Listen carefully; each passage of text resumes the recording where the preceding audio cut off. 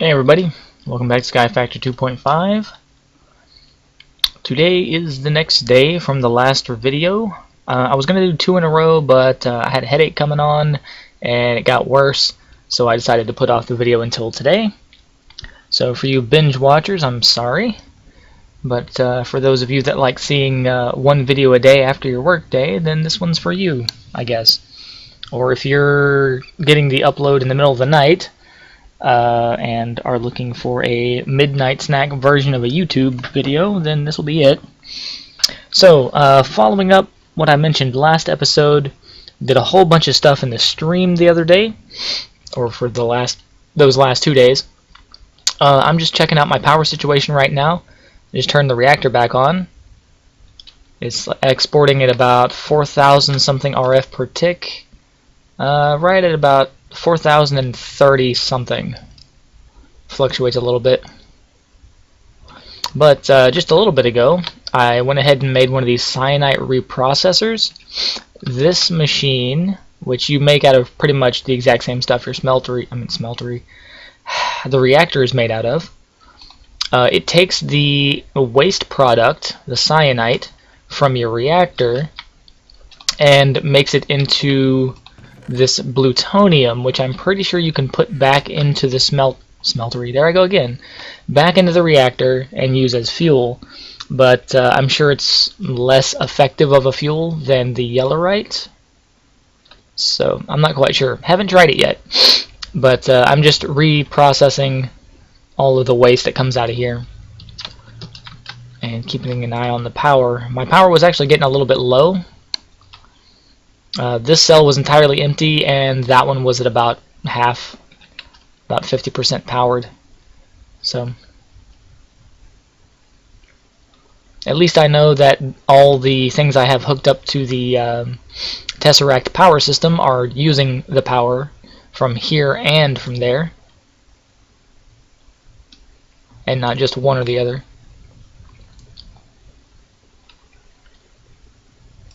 Anyway, I will let this finish up later when I can keep an eye on it. Let's turn that off. Alright, so I mentioned RF tools last episode. It's a pretty cool mod. It's kind of like the technological version of Mistcraft. I made like all of the interesting looking machines that are in the mod. Some of the other ones I didn't see much of a use for, or didn't see myself actually using them. But let's see, mostly, you know, those crafters that I've been using, those are RF tools. I use those a lot. Very handy. The storage scanner, I used this quite a while ago. It actually crashed my game once, so I don't use it anymore. But I had this hooked up next to the mob farm a while back. And I think I moved it over to the middle of the base here and was using it to search through chests for like different kinds of armor whenever I was sorting the armor. But I don't use it anymore. I moved it down here though. This is my RF tools platform. The other thing that I made a while back, I guess it was all just the crafters. Anyway, the reason I wanted to get into RF tools was because of the dimlets, and I've been getting stacks of dimlets from the mob farm. And then I found this just the other day, environmental controller. This is basically the machine version of a beacon. You can put different little cards in this. I forgot what they're called exactly. Here they are. Modules, these yellow and gold ones here.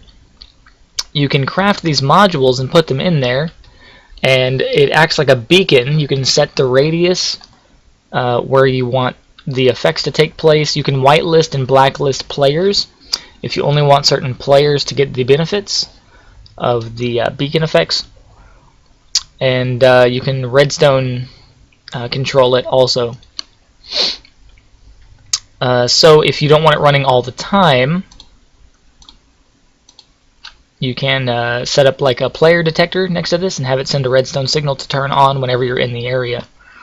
But the effects that it can give you are regeneration, regeneration 3, speed 3, haste 3, saturation bonus, saturation 3 bonus, feather falling bonus, feather falling, I don't know the difference, one's just better, feather falling plus, creative flight capability, so you can actually give yourself flight within a certain radius of this, peaceful mode, so you can disable hostile mob spawns in an area. That one's actually pretty hard to make, or it's the most complicated of these to make. Water breathing and night vision. And there's also negative effects, blindness, weakness, poison, and slowness, but you cannot craft these. They are currently disabled in the config files.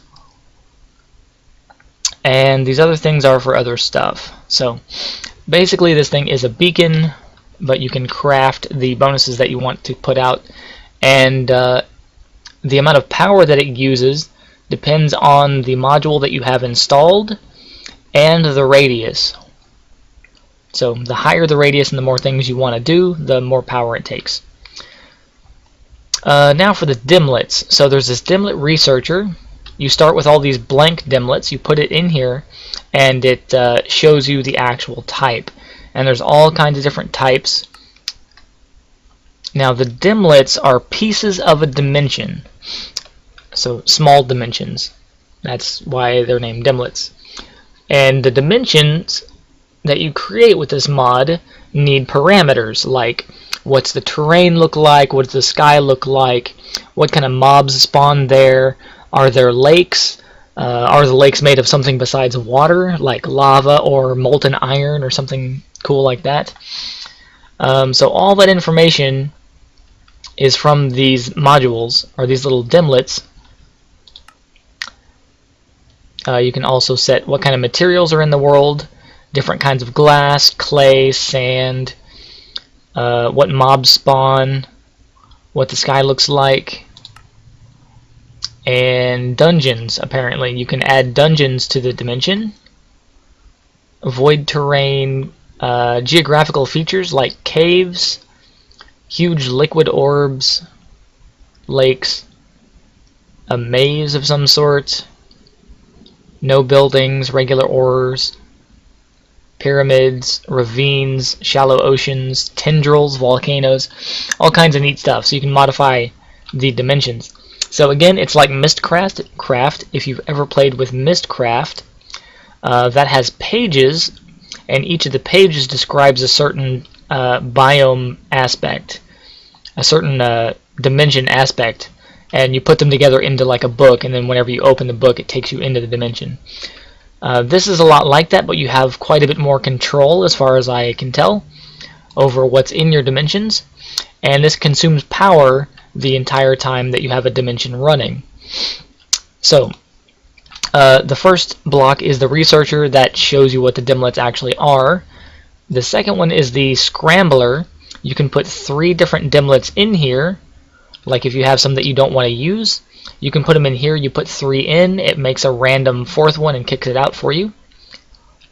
So that's just a reprocessor kind of. There's the dimlet workbench. You can put dimlets in here and break them down into their component parts, and then reassemble them into new dimlets, which I have not done yet, but I've broken down a few into parts. So there's base parts, liquid type parts, memory, circuitry, energy modules, and mob type controllers, and probably a few others. I'm not quite sure how to do this yet, but I will figure it out later. And the last thing is a dimension inscriber. This is where you put the dimlets to make a page, or a tab they call it. So if you're familiar with Mistcraft, this is where you put your pages to make a book. But in this one you put the dimlets in here to make a tab, and whenever you have your tab made, the next machine I have to make is the actual machine that opens and holds the dimension open so you can go in and out of it. And that one, let's see, that's called the Dimension Builder. Now the reason I don't have this made yet is because I need awakened draconium ingots. Now, to make Awakened Draconium, we have to start getting into Draconic Evolution, which I did, which is why I made a big reactor. So, whenever I killed the dragon, the Ender Dragon, whatever, he dropped a whole bunch of Draconium ore dust. I also had some Draconium ores from the Deep Dark that were in here. They've since been processed. And I also think I had some Draconium from somewhere else. Loot bags, I think it was. Anyway, it's all been processed into ingots.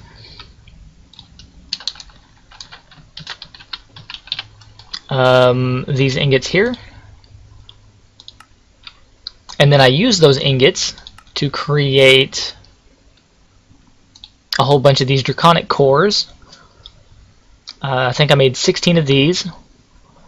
And also, I needed 4 Draconium blocks, so I used 36 more to make these blocks.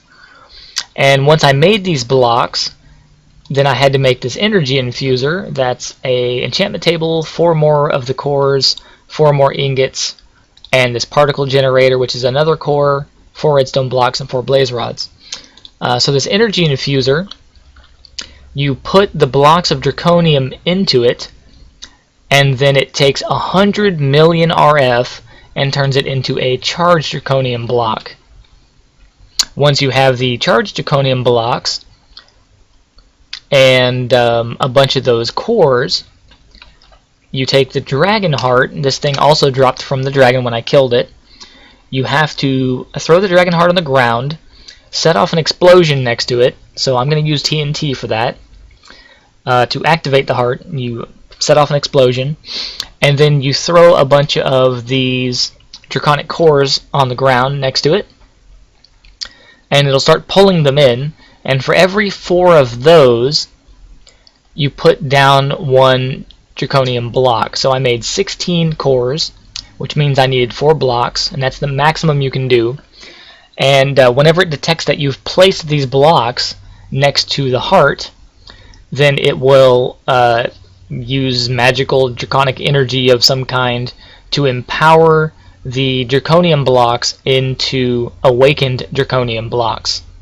And then you can break those back down into ingots and nuggets to use for your crafting recipes. So, I was going to do all that on stream, but I had been already streaming for like 11 hours, so I put it off until now, so that I could explain everything and do pretty much what I just did. Explain the machinery and why I have not built the last one yet, and then you guys can see the super awesome magical thing happen. So here's the infuser. It holds 10 million power inside of it. Takes 100 million to actually charge a block. It's got some cool particle things that go on whenever it's active. This little thing spins around. I also, earlier yesterday, well no, today, technically this morning, early this morning, I made some of these cryo-stabilized flux duct. There's an achievement for replacing your power lines with these. They're basically energy conduits, but with an infinite transfer rate. So I've got them set up here. I also made this wireless charger from Ender.io. This checks every player's inventory nearby and charges up anything that uses RF to be charged. I don't have anything that does that, but maybe I'll make a jetpack or something, or some energy using tools, or even my Fluivac actually uses energy. Let me grab that. Maybe it's... Nope, it's not used at all. I already charged it. Anyway, so if I'm using my Fluivac, I can recharge it wirelessly just by being nearby with that. And those are drawing power from the Tesseract system that's hooked up to the big reactor back there. There's a creeper on top of the sludge boiler. And now there's not. Alright, so the Draconium ritual thing, I have all the parts for that I need in the Deep Dark, down on the bedrock layer, so nothing, if anything goes wrong, I'm not going to blow up anything here. Let's go ahead and craft up some TNT.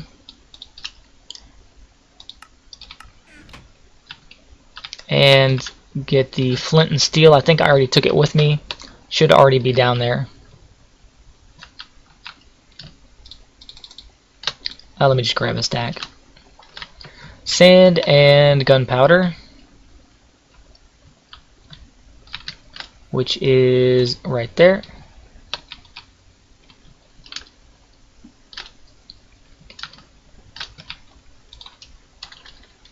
And just to make this faster, do it over here. There's one, and put the rest in the system. I might as well make a few just in case. Alright. So, let me check the recording before I do anything else. Make sure it's running. Alright, we're at like 16 minutes, and I'm going the wrong way. Oh, another thing that I learned. I took apart some water blocks up there. Oh, you can't even see. I've got my render distance turned down. I moved some blocks that were holding water source blocks, and the water poured off the edge and came down here. And the water hitting these will actually remove them. So if you have water falling off of your platform and you want cloud blocks underneath it, they will pop off as items, and so you can collect them, but they may fall into the void and be deleted. So just a heads up there, if you have water come off of your platform, then you might want to check your cloud layer safety net if you've built one, because the water will move them out of the way. Just a quick tip there. Alright. Let's head on down here. There's the chest. I've got everything sitting over here out of the way. This is where all that lava was a couple episodes ago when I did the Fluivac informational deal. There was a ton of lava all in this big area here as I was clearing it out. Alright, so if you want to get into Draconic Evolution yourself, this will be one of the first things you want to craft. You get 1 draconium dust and a bunch of smooth stone, colored or not, doesn't matter, to make this information tablet, and it has everything in it that you need to know. You just click on the item you want to know about, and it tells you everything you want to know about it. And it's very useful. It's not like it leaves out information, as far as I know. Everything is in here that you need to know. So I wanted to know what's up with a dragon heart, so I clicked on it, and it tells you step by step how to use the dragon heart for this ritual, and it tells you the maximum amount of things that you can do. So it says here 16 draconic cores on the ground near the activated heart, which you have to do with an explosion. Anything that is not a draconic core will be destroyed nearby. That's why I'm here, where I don't care about stuff. So let's get, oh, I already had a TNT in there. Alright, so we're going to put our TNT down. Put the tablet away. I'm going to want that on the bar. This I want like right next to the explosion. I need to turn off my magnet mode. You go right there. And I want the cores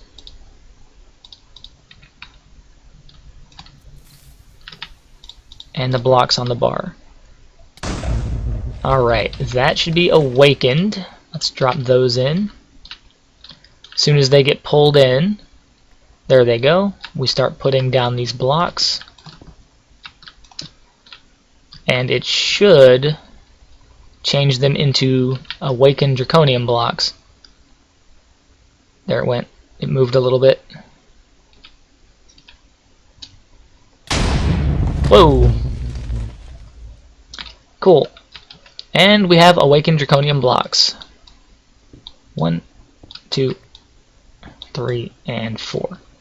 And that is apparently the maximum that you can do per dragon heart. So I went ahead and went through all the trouble of making all of them. 2, 3, 4, 5. Torch needs to go a little bit closer. Here we go. And I can take my chest back. Don't need that in here anymore. Alright. So now that we have the draconium blocks, I'm only going to break down one. Anything in here? And let's take that with us.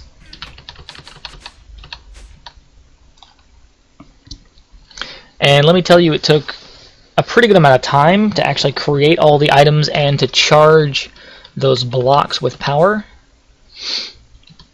It drained all of my energy cells everywhere, and I had to wait for them to recharge a bit to make the last one.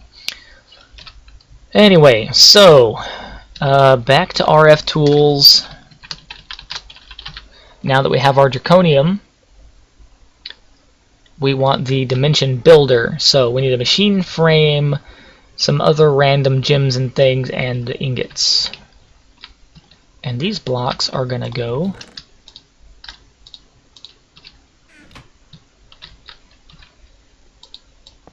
knock that out of the way. Oh yeah, the dragon egg. I broke this a couple days ago. I accidentally hit it with my sword and broke it, and I was looking around to try to find out where it went, but it just went in my inventory. So I'm gonna break it again. Yeah, it landed on a half slab. It landed on a slab block and then just turned into an entity. So, alright, I'm gonna put the blocks there and the dragon egg on top. There. How's that for a monument to the dragon? I killed you and stole your heart and then used it to make metals of certain kinds, and then I'm using it as a pillar to hold the egg that you dropped also. Ha. Take that, dragon. Alright. Let's put that away. Don't need the TNT. Let's put that somewhere. And these iron bars. The tablet. A random chest. And the flint and steel is going to go on the tool rack back here. Am I missing something on my hotbar? No, I guess not. Okay, so we go down here. I added a couple of interfaces and molecular assemblers, 2 of each, and filled up the interfaces with new recipes for stuff. Here's all the things that my ME system knows how to create right now. Most of the things I added were fairly basic, like some of these fiber optics pipes and cables and things for the ME system itself. AE, ME, whatever. Redstone torch, how to create a Certus quartz knife in case the ones that are in there run out. Block of glowstone, pistons, these capacitors, 1 of each of those, and the upgrades, speed upgrades for the AE stuff. Actually, these are for the Ender IO pipes. I don't know why it says AE on here. Oh, they all do, because it's the pattern for that, not the actual item. Huh. Anyway, so we want the... Where are you? Oh, the machine infuser. I wanted to make this too, because all these machines and random stuff says it has like infusion bonuses, but you need these dimensional shards, and you can get the dimensional shards from loot bags is the only way that I can tell you get them, but you may also get them from the dimensions that you make with this mod at random, like somewhere inside the dimension. So I will soon find out. Let's go ahead and make the thing when I find it. Dimension builder, here it is. Alright, machine frame, easy mode, and I lost it again, there it is. Dimension builder, got it. And the other draconium, let's put away. Put these bars away. Alright. Oh, I was also getting quite a lot of frame rate lag. I thought it might be due to the farm. I took all the Minicio out of the farm because we have 533 is the VCO essences, so 8 stacks plus like 8 1/3 stacks worth in there. I took the Minicio out and I'm only growing specialty crops now. So I've got diamond, emerald, the ghast, blizz for blizz rods, some nether quartz, obsidian, ferrous metal, lapis, yellorium or yellorite, and I replanted the fire and earth essence here, the plants, to make sand with, because I keep running out of sand for glass and I need a ton of it. Glowstone and fluix crystals. That's this one on the end here. And all of those are being auto-crafted into their respective items. The ones that are gems are going in this ender chest, which is coded to be the same as the one coming off of the sifting system. So all of the lapis, emeralds, diamonds, glowstone, obsidian, nether quartz, all that goes over here, and then I put down a cache for sand and blizz rods. So I don't have 2 separate inventories full of those sitting around somewhere. Alright, let's go put this dimension builder down. Oh. Could have just used the elevator, but whatever. And my shift key is stuck. There we go. Alright, dimension builder placed. Now, as soon as I actually make a dimension, this thing holds 10 million power. Wow. Okay then. I know this thing is probably going to use a lot of energy, because the dimensions require energy based on what's inside them at a continuous rate.